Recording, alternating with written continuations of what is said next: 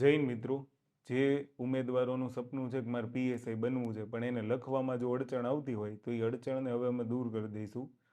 5 તારીખથી અમારા demo lecture Gandhinagar branch ખાતે શરૂ થવા જઈ રહ્યા છે.